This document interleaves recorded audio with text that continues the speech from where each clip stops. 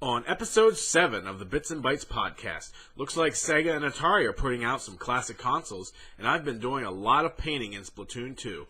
This is your Bits and Bytes podcast for July 27th.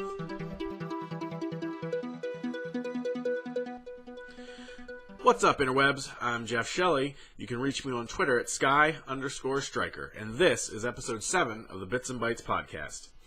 New on the website this week, we have a review of Crash Bandicoot Insane Trilogy, as well as an article about next year being a big year for PlayStation 4. Looks like they got a lot of titles lined up to be coming out next year, so go ahead and check out that article. Those are all new articles that just went up this week. Next week, we'll have up our Splatoon 2 review. I'm not quite sure what else we'll have up, but definitely Splatoon 2 review will be up next week on www.BytsnBites.com. So that's all new and coming in the recent weeks. Okay, so what I've been playing a lot of Splatoon 2. This is going to be our topic of the show. I was going to sort of float it to the bottom, but it just seemed kind of dumb since I'm already talking about what I've been playing. I've been playing a ton of Splatoon 2. Really love it. Never played it at all on the Wii U, but just really like what it's doing for multiplayer and everything. And I keep discovering like things I didn't know about it. Like just today, I stumbled across like the Salmon Run stuff, which is sort of their multiplayer horde mode, which is really cool, really well done. There's like a lot of different boss type enemies that you have to change your attack patterns to like really go after them, and forces you to work well as a squad where you might not be, and you get random weapon drops, so you might not be equipped to handle one of the bosses particularly that maybe needs like shot at or something, and you have like a roller, so you're not going to do much good. So you have to sort of rely on your friends and your teammates to sort of pick up the slack. On top of that, Turf War, I've been having a lot of fun with that. My only complaint really with the online so far is I feel it's kind of been a grind to get from level 5 through 10. Just feels like I'm like chipping away at a boulder here. Like it feels like it's just taken a really long time to get up to level 10. But I'm really looking forward to when I get up to level 10.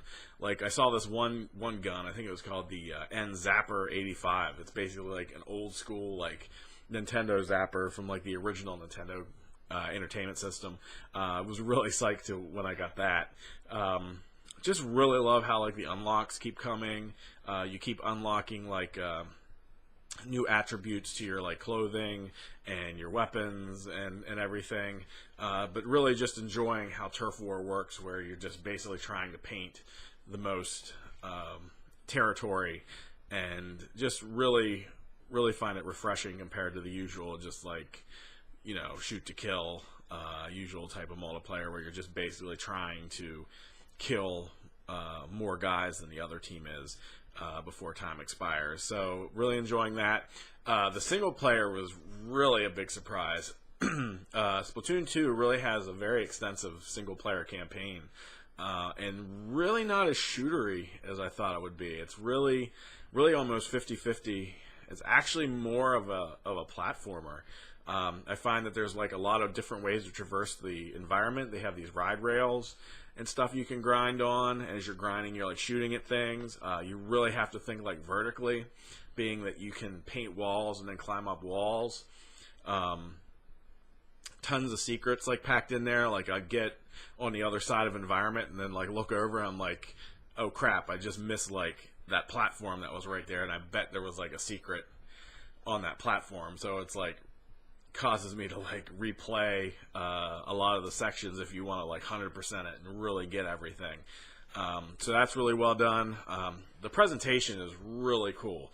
I can't go on enough about it. The presentation is really neat. How they have like this like almost like morning TV show, like morning announcements type of thing with like two of the characters, and they sort of talk back and forth about like the different multiplayer maps and any new weapons that got added recently to the game. And it's really done, I can't really do it justice, it's really done in a very entertaining writing style, and just really cool to see how that plays out. And then plus just walking through Inkopolis, which is like the main hub area of the game, is really neat just to see different people's artwork from all around the world and what their artwork is, because some of it's really quite impressive. It's really cool just to see the amount of artwork and everything on display in Inkopolis. But really liking Splatoon 2. Going to have that reviewed next week on the site. We'll have that done. Probably it'll be up on Monday. But yeah, look for it there on BytsnBites.com will be my review of it. But so far, I'm really digging it.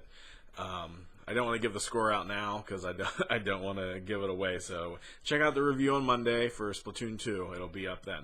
So now that the other thing I've been playing some Marvel Heroes Omega.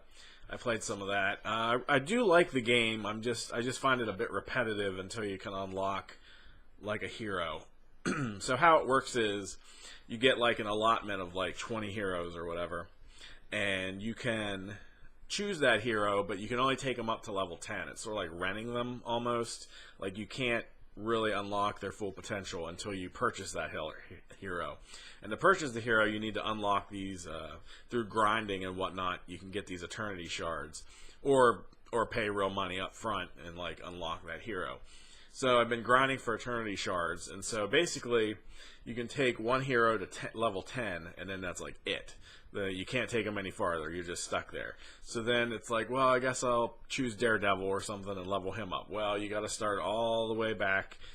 Not at the tutorial, but you start back at the first chapter again, just with that hero to grind back up to level 10. At the same time, hoping to get some eternity shards so I can actually continue the story. Basically, I went through the first chapter with Spider-Man and Iceman. I think I got Iceman to level 8. I got Spider-Man to level 10. I think I got up to chapter 3 with Spider-Man, and then I kept pushing my way through even though I wasn't leveling up, and I'm just like, why isn't he leveling up? And then I went into the roster, and it just said capped until unlocked. So basically, yeah, I'm just kind of stuck with that. But been playing a lot of that. Hoping to play some Friday the 13th this week. I bought that. That was on sale for like 10% off, basically equal like $5 off on the PlayStation Store. But really hoping to get a stream of that going. I've been watching some people's streams. Looks really like a lot of fun. So hoping to get into that and do some streaming with Friday the 13th this weekend. Right now, I'm actually recording this a little later than what I wanted to. My son's been going through this. Doesn't want to sleep alone in his bedroom.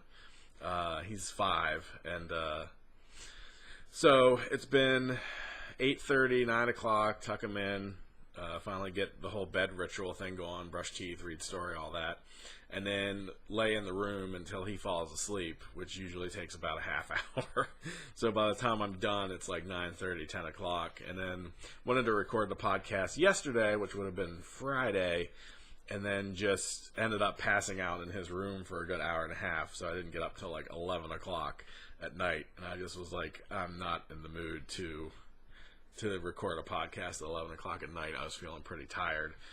So hopefully by next week he'll be settled. Like he had spent like a week at my in-laws. They live up in Pittsburgh, and he spent some time with my mom recently, and my mom will sleep in the room with him when he's over there, so it causes him to want someone in the room with him at all times almost.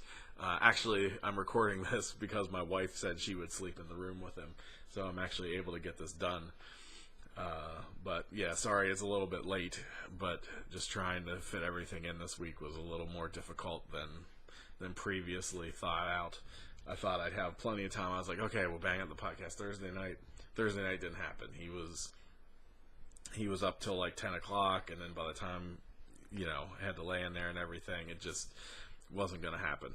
So glad to finally get it done on a Saturday night. Even now it's a little later than what I would have liked. It's like 9:30 or so that I'm recording this, but anyway, so enough about that. That's what we're sort of dealing with here, and then hopefully next week I'll have it up at its normal time, like on a Thursday night or so.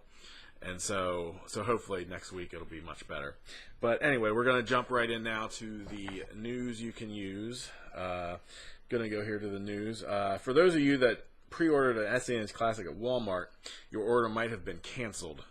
It sounds like all orders have been canceled now at this point. I've written this story up on, I think, Thursday morning, but I'm pretty sure now all of the orders have gotten canceled.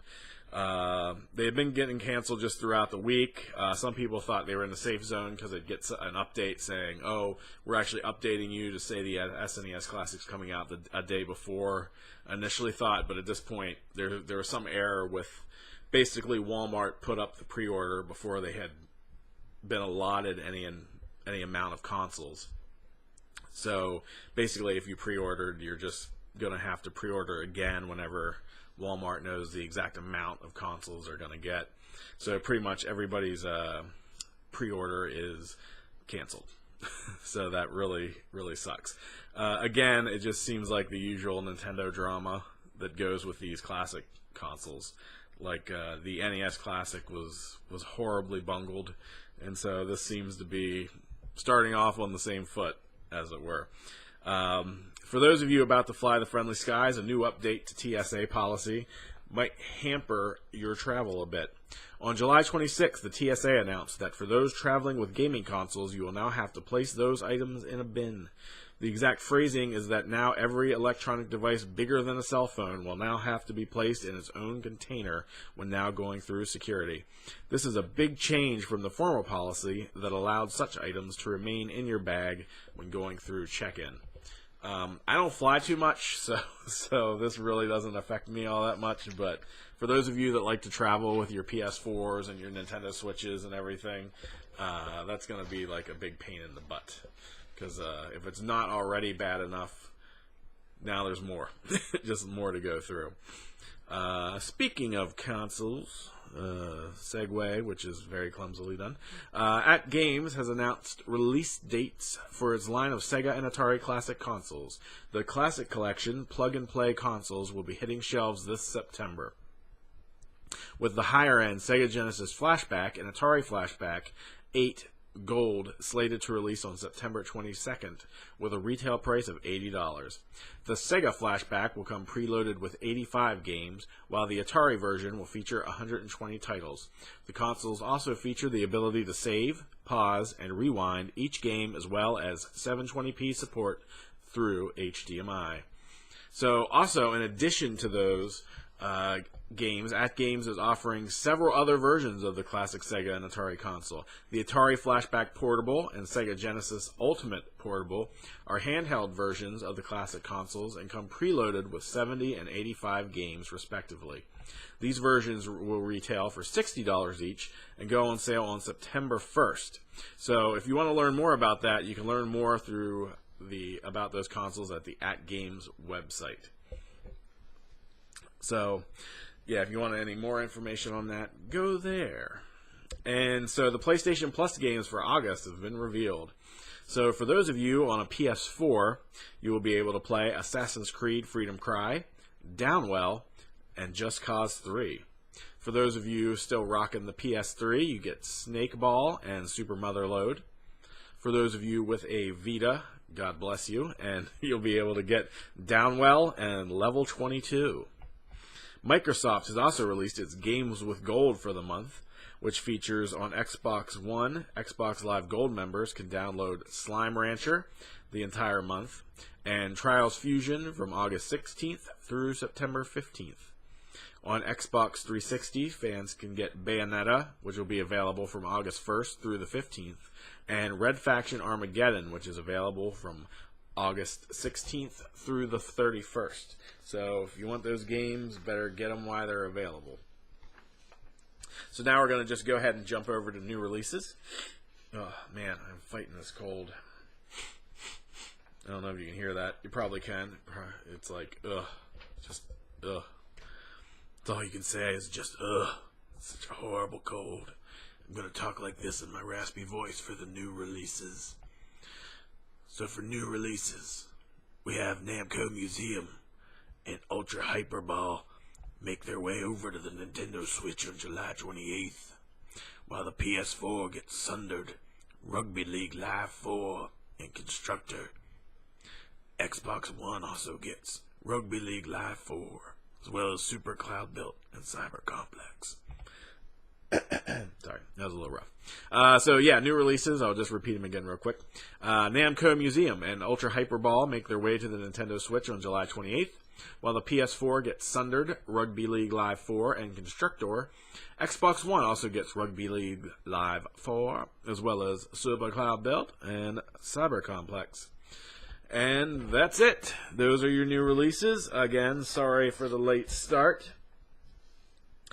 Be sure to check out our website, BytsnBites.com, as well as our Facebook page. Leave a like or a follow. Would really appreciate that. We also have our Twitch channel, BytsnBites. That'd be great if you follow there, too. I'm hoping to get enough followers where I can start becoming like a Twitch partner. Very slow go. Also, we're hoping to have a giveaway on our Facebook page at Bits and Bytes if we get up to 150 followers. We have a vote going on right now for what the prize would be. It will either be an Xbox One game, a PlayStation 4 game, or a Nintendo Switch game. So leave your vote there. Also follow the page. Once we get up to 150, we'll do the drawing.